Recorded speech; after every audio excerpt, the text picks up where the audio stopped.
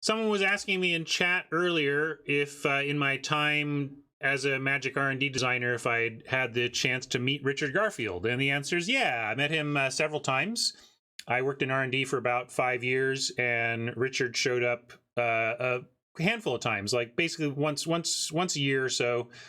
He worked on some Magic sets. He just came in to visit. But the coolest visit I had with him was when he came in to do some filming for the documentary on Magic. I think it's Enter the Battlefield, and they wanted to shoot in the pit where Magic is made, and where the heart of Magic still beats strongly, the Magic R&D pit. So this actually happened during the Game Developer Conference in San Francisco, as GDC as it is known, and most of the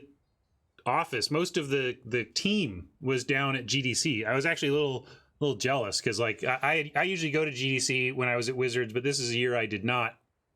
And so I had initially been feeling like, oh man, everybody's down at GDC and I'm stuck alone in the pit. But then I'm stuck alone in the pit, and Richard Garfield comes in, and because he is filming for this documentary about the creation of Magic, about Magic in general, his whole thing is to show a lot of the origins of creating the game. And so he brings in all of his playtest materials and lays them out on a table. And when I'm talking playtest materials, I'm talking original 1992 type playtest materials. You know, cards cut out of paper, Mox emeralds, Mox pearls in little tiny rectangular squares that he had cut out. And it was fascinating and wonderful to look through this stuff and see the origins of this game we all love so much. And that was at the time paying my salary. And we chatted about it, chatted about some stuff, and that was neat. It was good to have some, some time to just actually have a conversation with Richard Garfield. And it was really neat to see all those old things. I would say that my big regret of that day is not just asking him for one. I just should have asked him for one. Why not? You know, maybe he thinks better, like he would have thought worse of me for asking or something, but how could it be?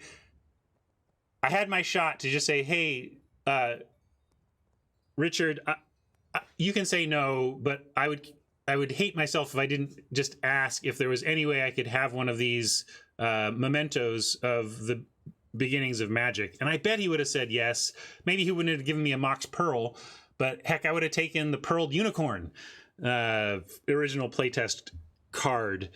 It was really cool to see all that stuff, and I really think they should make a Magic museum at Wizards of the Coast, because Richard's just got that stuff sitting around in a box. May as well have ask him if they can put it on display, because a lot of people come to Wizards also looking for tours, and they want to see something, you know, when they get to Wizards of the Coast. It'd be really neat if there was a Magic museum at Wizards of the Coast that put some of this stuff behind glass and gave it proper authentication and historical notes and stuff. So anyway, thought that was really neat to get to meet the maker of your favorite game and talk about it and look over the origins of its creation. Was a very special day for me in my time at Wizards.